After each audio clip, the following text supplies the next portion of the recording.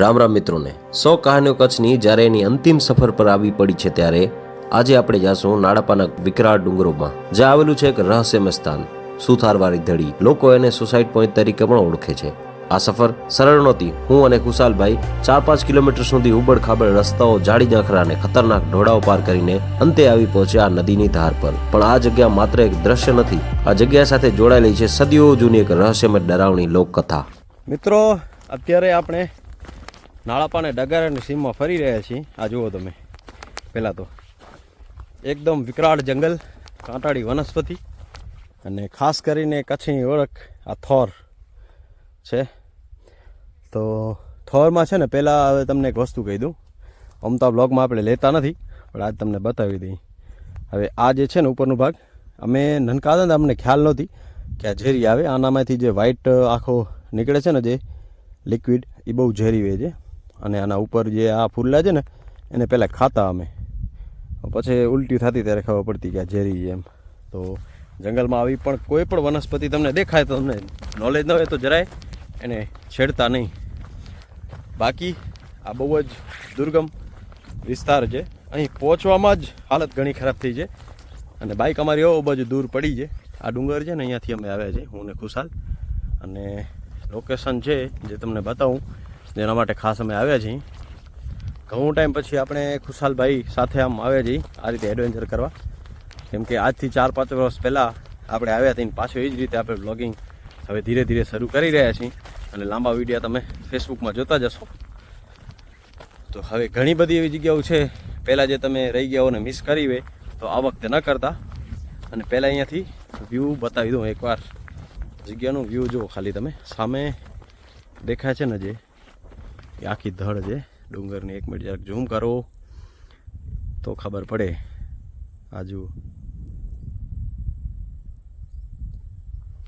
કંઈક અવાજ આવી રહ્યો છે. ખુશાલભાઈ, કાંઈક અવાજ આવે તમને? મને સંભળાણું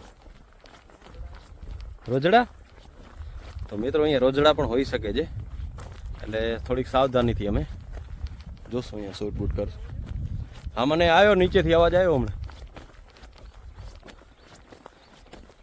હવે અહીંયા છે ને ફોરેસ્ટ અંડર જે આ એરિયા બધો, આ તમે જો રિઝર્વ ફોરેસ્ટનું બોર્ડ પણ અહીંયા લાગેલું છે, આ પિલરમાં રાખેલો છે. તો થઈ શકે તો અહીંયા કોઈ પણ જાનવર તમને દેખાઈ શકે એમ, તમારા કિસ્મત સારા હોય તો. 1 મિનિટ હો. હા, ના હવે બંધ થઈ ગયો, પહેલાં અવાજ આવતો હતો. તો થોડા અંદર જઈ રહ્યા છીએ અમે. અને હવે પહોંચી તો આવ્યા છીએ. જે જગ્યા છે ને એ માહિતી તમને પહોંચીને આપીશું. એનાથી પહેલાં ખમો, પહેલાં થોડો જગ્યા ગોતું અહીંયાથી નીકળવાની. કેમ કે બાવળિયા ઘણા છે અહીંયા. થેલો બેલો મારો સાથે લટકેલો છે, તો કેમેરો જરીક વાર ખમો ક્યાંક થોર બરમાં અટકાવી દઉં. એ થોરની એક વસ્તુ સારી કે જો તમે કેમેરો ફસાવી શકો. હવે જોજો, હું થોરમાં આમ કેમેરો રાખું. પહેલાં એમ જ કરતો, હું જ્યારે ડુંગરેમ જતો ને ત્યારે મારા પાસે ટ્રાયપોડ ન હતો, આ રીતના થોરમાં કેમેરો રાખી અને પછી હું એકલો શૂટ કરતો. તો હવે ફાઇનલી બ્લોગિંગ અહીંયાથી પાછી ચાલુ. અને મિત્રો, અત્યારે જે જગ્યા છે એ બહુ દુર્ગમ છે. અહીંયા પહોંચવું અમે લગભગ 3-4 કિલોમીટર અંદર આવ્યા છીએ બાઇક લઈને. અને ખરેખર હું આ જગ્યા બીજી વાર આવું છું. પહેલાં એકવાર આવ્યા છીએ. અને ખાસ કરીને હવે તો આપણે કેમેરા ક્વોલિટી પણ સુધારી છે, એટલે મારા હિસાબે તમને આ જગ્યા જરૂર જોવી જોઈએ. તે દિવસનો બ્લોગ પણ હજી છે અને યુટ્યુબ ચેનલ આપણા કચ્છી ટ્રાવેલર પણ અવેલેબલ છે. પણ છતાં જો તમે એ મિસ કરી ગયા હો તો આ ન કરતા. આ જગ્યામાં આમ તો એક ધર છે, એટલે કે કોતર છે ડુંગરની, પણ એ કોતર પાછળની કહાની બહુ રોચક છે, સમજ્યા?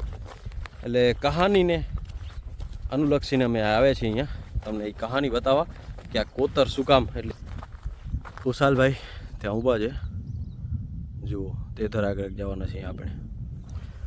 હવે અહીંયા તો બાઇક પહોંચી તો આવે, પણ આ રસ્તેથી થોડો અઘરો છે. આમ આવો, આ જ જગ્યા છે ને. ફાઇનલી પહોંચી આવ્યા છીએ. અને ખરેખર એકાદો તમારા સાથે સ્થાનિક કોઈ વ્યક્તિ હોય ને તો તમે પહોંચી શકો, બાકી બહુ અઘરું છે. તો પહેલાં તમને સ્થાન બતાવી દઉં. તમને જો જાણવા માગતો હો શું કામ અમે આટલા ખરે બપોરે અંદર આવ્યા છીએ, તો એના પાછળની બહુ રોચક કથા છે. પહેલાં આ જોઈ લો. આ છે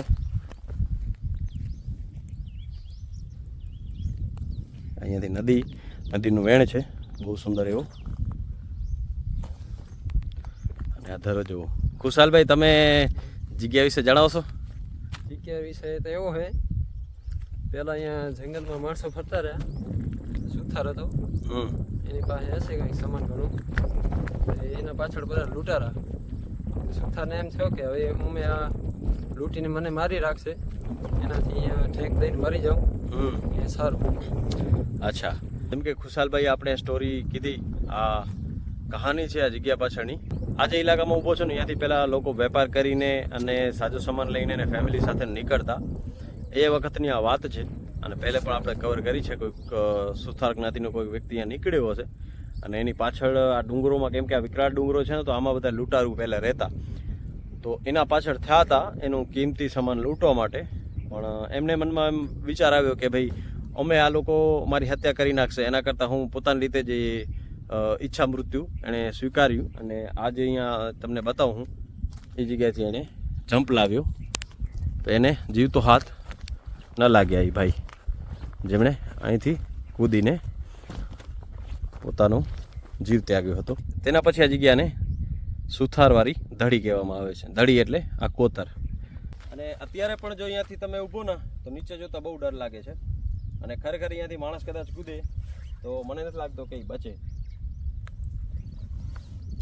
બહુ ડેન્જર ખીણ છે નીચે, અને કમસે કમ 100 થી 200 ફૂટ અને એનાથી વધારે પણ હોઈ શકે. નીચે પથરા પણ પડ્યા છે. તો વિચારો, પોતાની માન અને સાજો સામાનની સલામતી માટે જે વ્યક્તિ ઈચ્છા મૃત્યુ સ્વીકાર્યો ને અહીંથી કૂદી ગયો, ખરેખર બહુ હિંમત જોઈએ આ વસ્તુ માટે. અને એના પાછળની આ રોચક કહાની, અને આ એક નાની એવી જગ્યા, આમ તો આ ખાલી આમ ધર છે ડુંગરની, પણ એના પાછળ છુપાયેલો ઇતિહાસ છે. અને મારો એ જ કામ છે કે આવી નાની નાની જગ્યાઓ જેના પાછળ આ રોચક કહાનીઓ રહેલ છે, આ એક રહસ્યમય કહાની છે. અને આનાથી પહેલાં આપણે જ કવર કરી હતી, ને આ બીજી વાર પણ મારા ખ્યાલથી આપણે જ કવર કરી રહ્યા છીએ આ જગ્યાને. તો આ હતી કહાની, આ હતી જગ્યા, જે કહેવાય છે સુથારવાળી ધડી, ઇંગ્લિશમાં બોલે તો સોસાઇટી પોઈન્ટ. અને નાડાપા અને ડગારાના જંગલોમાં આવેલી છે, 4-5 કિલોમીટર અંદર. તો બસ આટલું દૃશ્યમાન કરી અને આ વિડીયો અહીંયાથી સમાપ્ત કરું છું. કચ્છી ટ્રાવેલર તમને મળે બીજા વિડીયો સાથે. ત્યાં સુધી બધા પોતાનું ધ્યાન રાખજો, અને વિડીયો સારો લાગો તો નીચે જરૂર કોમેન્ટ કરતા. મળી તમને બીજા વિડીયોમાં. બધાને હર હર મહાદેવ, જય Shri Ram. Side out from Nadapa, Dagara, Kutch.